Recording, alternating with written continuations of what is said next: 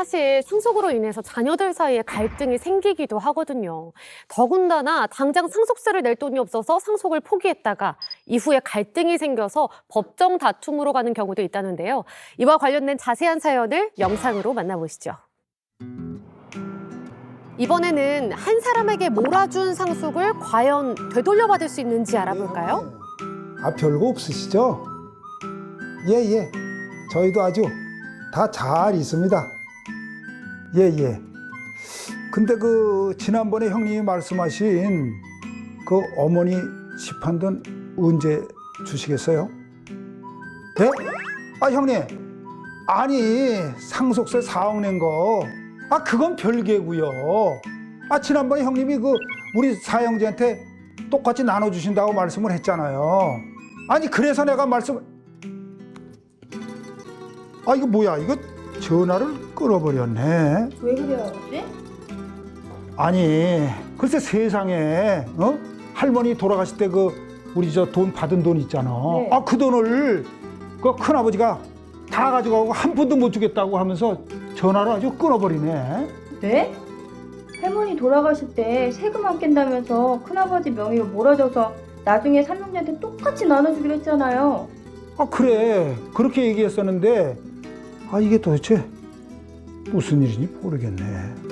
화장실 들어갈 때와 나올 때가 다르다는 게 이런 상황을 두고 하는 말일까요? 안 되겠다 싶어서 둘째 형님에게 SOS를 쳐보기로 했습니다. 예, 둘째 형님. 아이, 큰 형님한테 전화가 왔었는데요. 아, 형님한테도 그러던가요? 아, 상속세 낸 거 4억 냈다 그러면서 한 푼도 돈 못 주겠다고 그러는데, 아, 그러면서 전화를 확 끊어버리더라고요. 예. 하여튼 이따가 전화 한번 드려볼게요. 예. 들어가세요. 예. 아, 참나. 작은아버지한테도 돈을 못 주겠다고 하더래요? 아이, 그렇다지 뭐냐. 이거 큰형님한테 전화 한 번 더 해봐야겠어. 아, 참나.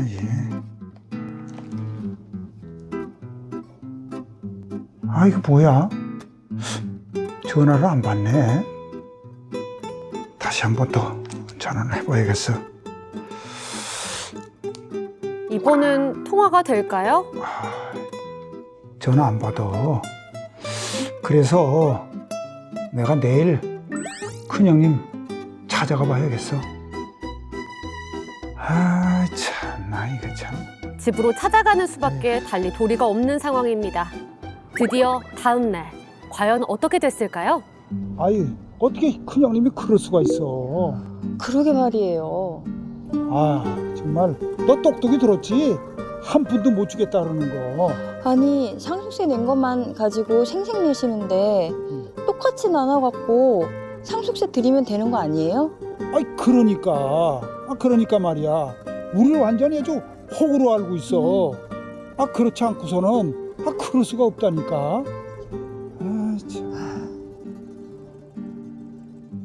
날도 추운데 마음까지 부들부들 떨어서일까요? 급기야 식음을 전폐하더니 화병이 나고 말았습니다. 아버지, 물 갖고 왔어요. 물이라도 좀 드셔요. 아이고, 내가 말이야, 인생을 헛살았다고. 아유. 아우, 진짜 세상에 믿을 사람 하나 없다더니 큰아버지가 이렇게 배신을 때릴 줄 누가 알았어요. 아유, 밥이나 먹자는데, 밥을 어떻게 먹냐?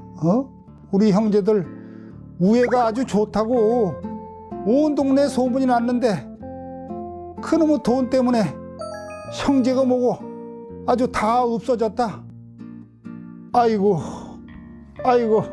세무사나 변호사한테 상속세 낸 것도 그렇고 돈 받는 것도 그렇고 이럴 땐 어떻게 해야 되는지 물어봐야겠어요. 그래, 그러자꾸나. 아휴. 변호사님, 해결책 좀 알려주세요. 네, 영상을 보다 보니까 저도 정말 답답했는데요. 정리해보자면 어머님이 돌아가시고 유산으로 남겨진 시가 20억 원 상당의 집을 삼형제가 나눠서 받아야 했지만 큰형님에게 모두 몰아줬다는 내용입니다. 상속세를 낸 후에 유산을 나누기로 한 형님이 한 푼도 줄 수 없다고 했단 말이죠.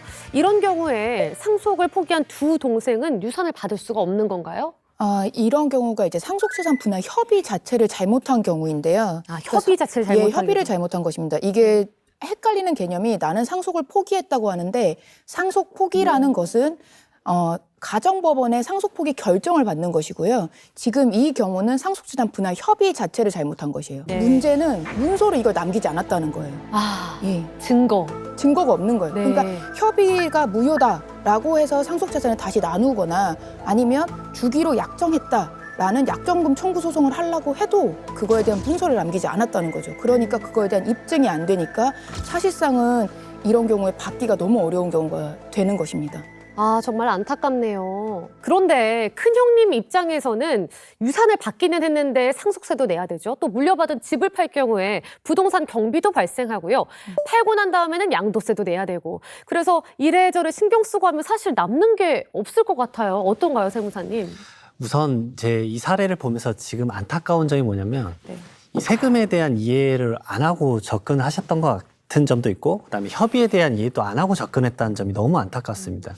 변호사님이 방금 말씀하셨듯이 오히려 협의 그 계약서에다가 이 특약 문구를 씀으로 인해서 형제들의 우애와 이 나눔으로 인한 더 정확도가 높아진다라고 서로 협의를 보고 진행을 했었으면 좋지 않았을까라는 생각이 들고요. 그다음에 세금은 계산을 한번 해보면 네. 일괄공제에 5억 원만 적용을 한다고 해볼게요. 제가 네. 봤을 때 배우자가 없다라는 가정하에 네. 그럼 상속세는 아까 말씀하셨던 4억 정도가 나오긴 합니다. 4억 4천만 원 정도 나오고 네. 그다음에 이걸 양도를 하셨다라고 했으니까 복비가 한 1,400만 원 정도 나올 네. 것 같아요. 그리고 양도소득세를 말씀을 하시는데 양도소득세는 영원히 발생할 겁니다. 정말요? 예. 왜냐하면 이제 상속재산 같은 경우는 시가평가를 하게 되어 있는데 네. 상속 개시일이 속하는 달의 말일로부터 전후 6개월에 혹시나 이 재산이 매매가 되면 그 매매 가액으로 상속세를 계산하지 그 상속세를 계산하고 그 상속세 계산한 것이 취득가액이 되거든요. 네. 그 취득가액이 얼마에 팔렸죠? 20억이 되면서 양도가 20억. 둘이 똑같은 금액이기 때문에 그러니까 상관이 없군요. 예, 양도소득세는 영원히 나옵니다. 사실. 그렇기 때문에 이 부분에 대해서 전부 다 따져보고 그다음에 추가로 큰아들이 분명 앞으로 상속을 취득을 했을 거예요. 이 공동주택 가격을 알 수는 없지만 한 70% 정도의 계산을 해보면 시세의 70% 정도 그럼 한 4,200만 원 정도 나오는데요. 다 합쳐도 5억 원 정도입니다. 실질적으로 세후 금액은 한 15억 정도 가량 남았다라고 볼 수가 있는 거죠. 네. 그런데 당장 상속세를 낼 돈이 만약에 없다면 납부 방식을 좀 다양하게 활용할 수가 있다고 하는데 어떤가요? 네, 맞습니다. 상속세는 워낙 고율의 세금이기 때문에 네. 상속세 같은 경우는 피상속인이 돌아가신 날로부터 그러니까 그 달의 말일로부터 6개월 이내에 세금을 신고 및 납부 두 가지 다 하셔야 됩니다. 이게 각자의 역할이라는 걸 꼭 먼저 아셨으면 좋겠고요. 어찌됐든 내가 납부할 금액이 없더라도 신고라도 하셔야 돼요. 신고를 안 하게 되면 바로 가산세가 발생하거든요. 신고를 당장 해야 되는 거예요. 네, 그러니까 신고 가산세 별도, 납부 가산세 별도입니다. 두 가지. 네. 그러니까 어쨌든 신고를 안 하게 되면 무신고 가산세가 20%나 되기 때문에 무조건 신고를 하시고 가장 많이 쓰는 방식은 연부연납이라는 방식을 많이 활용합니다. 연부연납. 예. 네. 최대 10년까지 늘려서 매년 쪼개서 내실 수 있는 거예요. 이렇게 되면 가산세 붙지 않나요? 맞습니다. 잘 아시네요, 역시. 네. 붙나요? 1.2%씩 지금 붙고 있습니다. 네. 하지만 지금 은행 이자율이 몇 프로죠? 훨씬 싸죠. 네. 왜냐하면 대출 받아서 은행이자 3, 4% 내면서 그 상속세를 내는 것보다는 네. 연부연납 제도를 활용하는 게 더 싸구나. 그러네요. 네. 또 정부가 또 국민의 편에서 조금 더 좋게 조율을 네. 좀 한 부분이 있어 보입니다. 자, 그렇다면 집 한 채를 물려받았다고 했을 때 공시지가로 상속세를 신고할지 아니면 시중 판매가로 신고할지 고민하는 분들 계시더라고요. 어떻게 하는 게 좀 더 현명할까요? 첫 번째로 이게 아파트냐 아니면 단독주택이냐를 먼저 따져보셔야 돼요. 네. 아파트 같은 경우는 네. 이 본인이 공시지가로 신고를 하고 싶어도 사실은 거의 불가능합니다. 왜냐하면 아파트는 이제 상속세 및 증여세법에 시가 평가의 방식이 있어요. 그래서 첫 번째로는 매매가액 아니면 유사매매사례가액 아니면 수용, 경매, 공매 가격이 있습니다. 그리고 감정평가 가액이 있죠. 그러면 아파트 같은 경우는 내가 국민주택 규모 딱 84제곱미터다라고 하면 앞동에서 그 84제곱미터가 상속세 신고 기한이 6개월, 전후 6개월 이내에 팔린 가격이 있다라고 가정을 하면 20억 원에 팔렸다고 해볼게요. 네. 그러면 내 재산은 무조건 20억이에요. 왜냐하면 같은 아파트 단지 내에 있는 거니까 그 유사매매가 너의 시가가 있지 않겠냐라고 해서 그걸로 상속세 똑같이 보는군요. 네, 똑같이 봐버립니다. 네. 그래서 이 아파트 같은 경우는 거의 이걸 피해갈 수 없는데 단독주택 같은 경우는 좀 고민해 볼 수 있어요. 네. 왜냐하면 단독주택 같은 경우는 내 단독주택과 옆에 단독주택 가격이 똑같다라고 볼 수가 없거든요.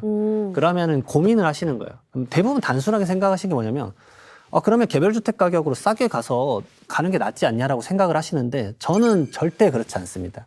왜냐하면 이게 내가 어차피 상속세에 대한 공제 액수가 많이 있는 상황이면 이 취득가액이 설정되는 지금 상속세 신고를 잘 하셔야 되거든요. 상속세는 울타리 세금이라고 제가 표현을 하는데 울타리 세금이요. 네, 울타리 세금이에요.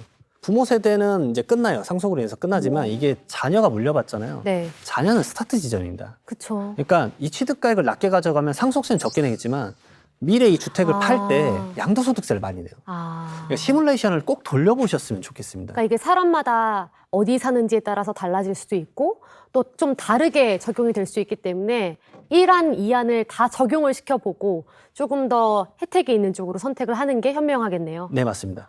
그러니까 공시지가로 받았을 때는 3억인데 감정평가를 하게 되면 뭐 5억까지 올릴 수 있다. 그럼 미래 2억에 대한 양도세를 덜 내는 상황이 되니까 그런 것들을 이제 활용하는데 그럼 어떤 방식을 활용하느냐? 네. 감정평가를 받으시면 됩니다. 감정평가. 네, 왜냐하면 거래된 사례가액이 없으니까 감정평가를 받아서 재산 가치를 높여서 신고를 하는 거죠. 그렇군요.